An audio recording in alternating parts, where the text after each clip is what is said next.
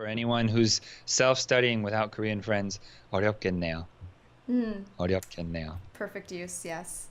어렵겠네요. Hmm. Okay. Last one is not really like a grammatical thing. It's more of just like learning Korean in general. But story time. Uh, Thursday night, Mm-hmm. I went to a 회식, and then Mm-hmm. it's like a farewell party for like the 교감 선생님 and one of my co-teachers. And so after the yes, right, is that like farewell 친절한. party? Yeah. Yeah, yeah. Send-off party, Send literally. off party, yeah. Mm-hmm. So after that, though, the English teachers and I and a couple other teachers wanted to go to like a cafe and just like talk, after. Um, Mm-hmm.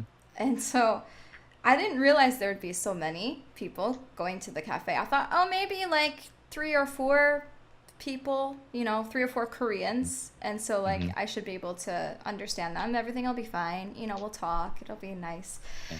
And Yeah. then I realized we were at the cafe, and it ended up being seven Koreans, like Mm. all of my coworkers and me. Yeah. And there Yeah. were two different conversations going on, and I was just sitting there like I have no idea what the heck they are Yep. saying. Like I cannot Yep. understand it, and so I was so bored, and like I also felt frustrated again Yeah. because I couldn't understand, and I thought it should be fine. It'll be good listening Mm. practice. But Mm. yeah, what I want to know is like when you were in your journey, like Mm. I guess around Still my, am, yeah, still in your but yeah. journey, but when you Yeah. were more, like me, I guess, Yeah. was there Yeah. like a maximum number of Koreans like that had to Oh, yeah. be in there? Like, because I just realized that. I was like, man, To be able to participate and understand and enjoy this or and even just listen and like understand, like not even participate because I'm still really bad at my speaking. Like the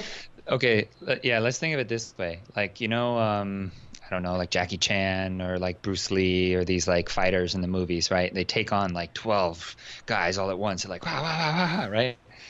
They're super masters of their martial art. They're like that's like a lifetime of training that's led to the ability to like deal with everything as it comes at you like that in a swift and correct way. Mhm. But when they were kids, just one bigger dude could just, fall on them and then they're down, right? So we have to kind of see this like a martial art, I guess, in that sense, because there's the you have to come with like a position of your own. You have to be ready to field something, to handle something as it comes to you, to deal with it, process it, and then to do your action toward them, your strike back or whatever it is. Mhm. So um, I think this is inevitable. I was smiling while you were telling Yeah, this I because saw you I have smiling. exactly the same memory. I was like, oh, I remember that cafe. I remember being caught off guard by how many people actually showed up. I remember being very bored, sitting in the middle of the table, looking back and forth and back Mhm. and forth. Mhm. Should I join this one? That one? I don't get what's going on. Oh, I don't get this one either.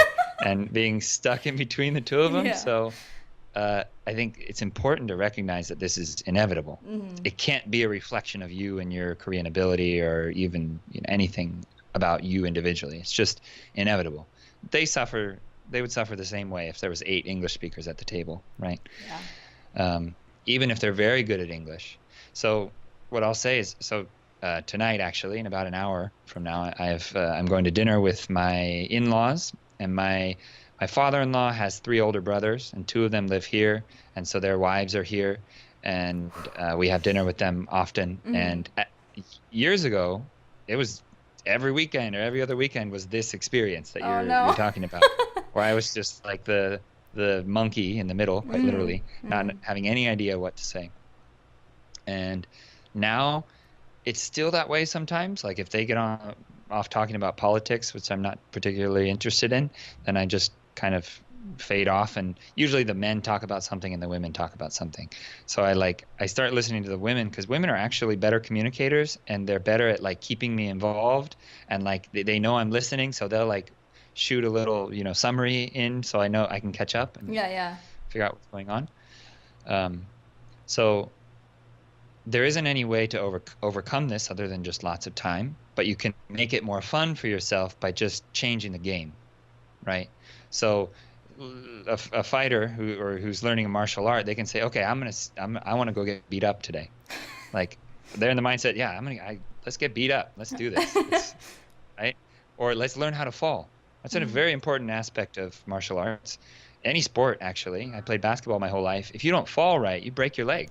Yeah. Like you have to learn how to use that thing the falling seems like a bad thing, but you have to learn to go with it and then roll with it so you can get back up and keep playing and not kill yourself, right? Yeah. So you can be like, okay, how am I going to take this? Right? How am I going to, I'm learning to fall right now. How can I stay socially involved without having any idea what they're actually saying? And then if they do throw something at me, can I field it? Can I catch it and throw the ball back to them? Can I respond in a way that makes sense? Or can I just be honest and say, there's too many people, 사람 너무 많아요. 지금 알아듣기 힘들어요. And then they'll be like, 미안해. 좀 설명해 줄게. 좀 이 사람이, and then they start telling you he's saying this, and then maybe they help you. And then that's a perfect fall. You fell, you rolled, you got back up, and now one person is talking to you, giving you exactly what you need, helping you. So yeah, we all go through that. Yeah. It was just like I had 2 of my 3 co-teachers there, and so like they know English like enough, and so every so often they would see that look in my eye and they're just like, oh, okay, and like they try to explain it like in English, or they'll just be like, okay, 천천히 쌤, like 천천히, like because they know that I'm just like, what is going on? But yeah, it was, I mean, it was a good experience for me, definitely, to be in that kind of situation. But like they were there for like almost 2 hours, and so I wanted, it was raining really hard too, and the place that they chose is far away from my apartment, but I was literally like so close to just getting up and saying goodbye and like leaving and walking home in the rain, because I was just like, this is just too much, like my brain is in overload right now, like I cannot handle it. So I really checked out and just like was on my phone or like falling asleep even.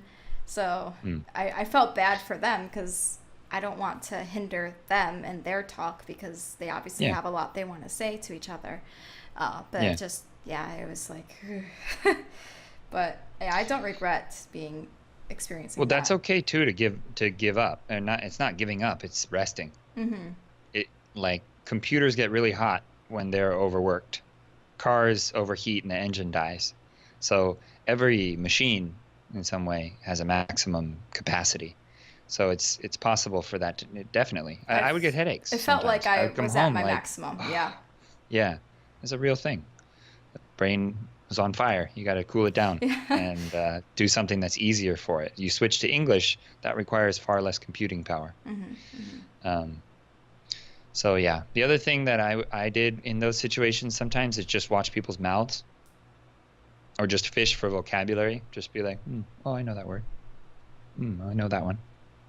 Okay, yeah. Oh, that's weird. I don't know that one. What is that? And I just look up words that they're saying. Then it becomes a fun game for me. I'm on my phone. I have a dictionary. Like, okay, what is that? What is that? You're just shopping, right? Yeah. And then all of a sudden it turns into fun, and it's something that you can process. You have enough energy to do that.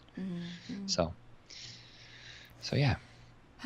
Thank you for that. Yeah, you're welcome. I hope you feel better. Because I was so like, whenever I get frustrated at that like level, I like feel like I'm gonna cry, or like, just like, why am I so bad at this? Like I know I'm not bad at Korean like at all. Like it's just, again, experiencing that like I'm still a child in Korean, like, and I just need to be patient with myself, and I just basically did what an actual child would do in that situation.